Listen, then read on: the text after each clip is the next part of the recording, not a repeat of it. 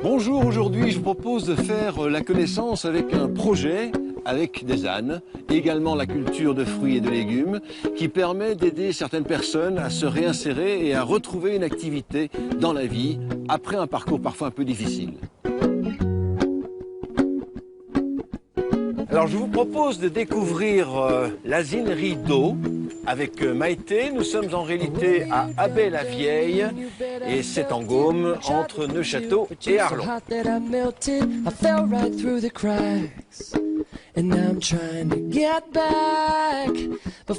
Mais avant de faire connaissance avec Maïté, toute l'équipe de la Clé des Champs se joint à moi pour souhaiter un joyeux anniversaire à l'accueil champêtre, 10 ans déjà. Ça se passera par une fête le 25 septembre prochain.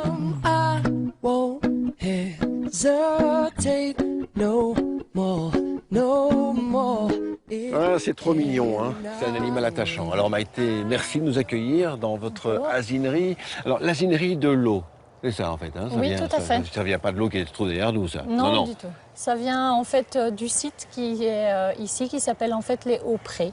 Et donc on a voulu simplifier et ne garder que le haut, et donc c'est devenu l'asinerie de l'eau. C'est très joli. Merci. Voilà. Alors, en fait, ici, c'est quand même un centre qui a une vocation particulière, qui a une véritable mission à remplir. C'est un projet qui est né comment et qui l'a fait naître, ce projet? Alors, c'est un projet qui est né en fait en 2002. Sur base de la demande de parents ayant des enfants à handicap. En fait, mes parents sont les créateurs de l'ASBL ici. Oui. Et donc en 2002, ils organisaient des stages dans le cadre d'une autre ASBL pour les enfants avec les ânes. Et beaucoup de parents avec enfants à handicap ont demandé pour voir s'il y avait possibilité de faire quelque chose de plus. Et donc, c'est créé l'asinerie avec l'asinomédiation. Donc ça, c'était vraiment l'activité principale faite en 2002. L'asinomédiation, vous Voilà, dites. tout à fait. Oui. Et ça, c'est quoi en fait une asinomédiation? Alors, l'asinomédiation, c'est donc des séances qui sont faites de manière régulière, normalement toutes les semaines, avec des personnes à handicap adultes ou enfants en institution ou chez les parents selon les cas. Et l'objectif est vraiment de faire évoluer ces personnes dans un objectif bien défini qui pourrait être travailler sur la mobilité, donc avec des exercices sur le dos de l'âne. Ça peut être la confiance en soi, la relation avec les autres. Donc on a vraiment différentes possibilités, donc des actions différentes qu'on mène avec les enfants ou les adultes selon le projet défini pour chacun. Il y a aussi une dimension sociale, une réactivation de certaines personnes qui étaient un petit peu égarées ou perdues dans leur projet de vie. Alors ça, c'est arrivé en fait à partir de 2009. On a fait de la formation professionnelle en maraîchage, donc formation en maraîchage en traction animale. Donc comme ça, on a toujours le lien avec l'âne. Dans le cadre de cette formation, on accueille des personnes qui sont soit chômeurs de longue durée, soit peu qualifiés. Donc c'est des gens qui ont des difficultés à trouver de l'emploi ou alors qui ne sont pas ou peu sorties de chez elles et qui cherchent à se remobiliser pour repartir vers l'emploi ou d'autres formations. Donc ça, c'est ce qu'on fait depuis 2009. Et puis depuis 2010, on fait de l'insertion sociale. Alors là, c'est avec un public qui n'est pas capable de rentrer en formation professionnelle ou en recherche d'emploi, qui en fait viennent se remobiliser. L'objectif est vraiment se relever le matin, respecter un horaire et à réapprendre à être en groupe et à respecter chacun et reprendre confiance en soi aussi à partir de certains ateliers qui sont à nouveau faits au travers de l'âne et au travers de la nature et des jardins. Mais quel beau projet, magnifique, hein? Tu te rends compte que tu participes à un projet aussi beau que ça, toi? En tout cas, ils sont très câlins, très doux, très calmes, vivants. Vous en avez combien au total? 24. 24, voilà. Plus alors des chevaux de trait, etc. Mais ça, Voilà. on va découvrir ça tout à l'heure. Encore. Et l'autre aussi. Hein. Donne les deux. Encore. Allez, si. Il l'avait préparé. Hermina. Oh, presque l'autre. Oh. Oui, très bien, Samina.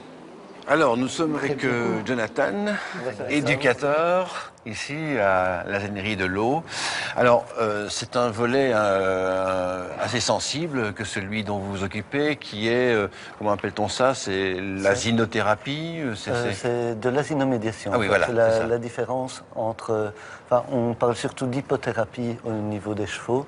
Là, c'est asinomédiation parce que le terme thérapie veut dire soigner les gens. Nous, on ne soigne pas, on améliore le quotidien, l'autonomie. Oui. Et donc, voilà, c'est principalement sur ce travail-là que... Il y a une différence entre ce que ressent une personne handicapée ou à mobilité réduite avec un âne par rapport à un cheval. Ce que vous faites, vous, c'est quoi? Déjà, par rapport au cheval et l'âne, il y a une grosse différence au niveau de la taille.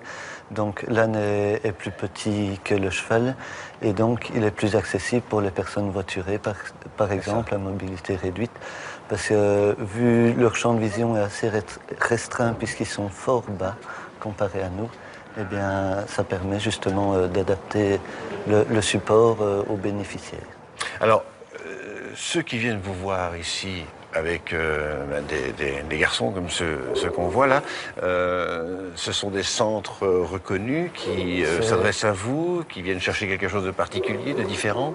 C'est des institutions qui sont là principalement pour connaître un peu le travail à la ferme, pour apprendre à connaître un peu plus les animaux. Souvent, c'est des publics ayant des déficiences, Oui. soit mentales ou physiques, c'est fort varié.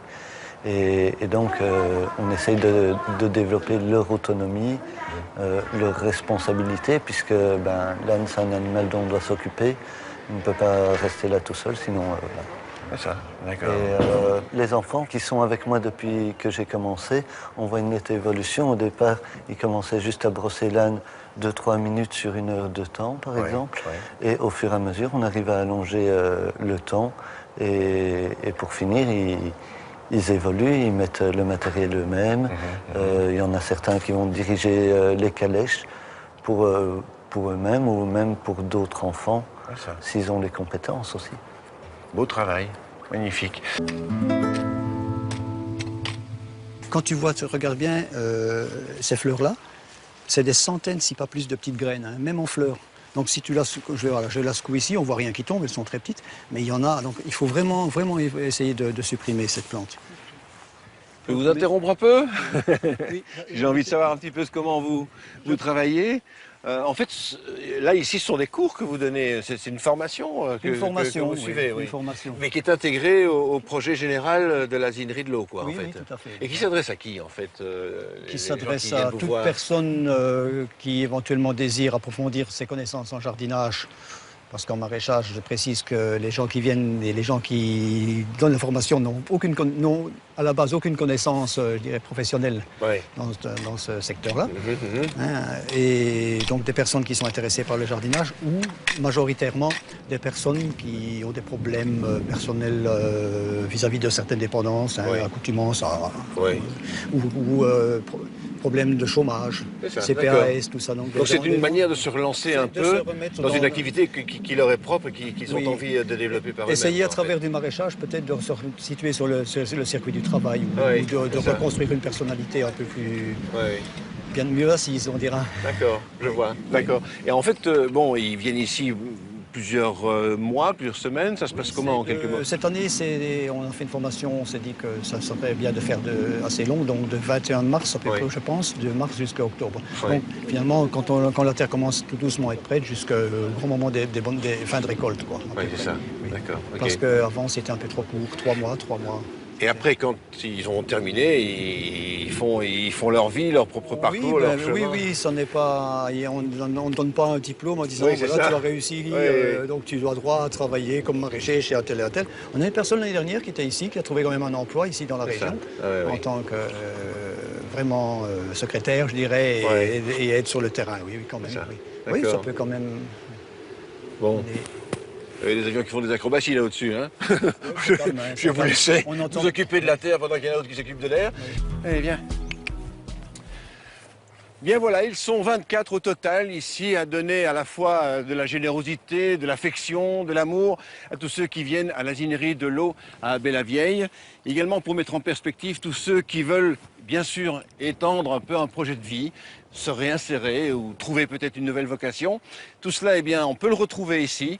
Quant à nous, eh bien, on va vous quitter là, bien sûr. On se retrouve la semaine prochaine. J'espère que vous serez des nôtres. Merci d'avance de votre fidélité. Merci de nous avoir suivis. Et à très bientôt. Au revoir.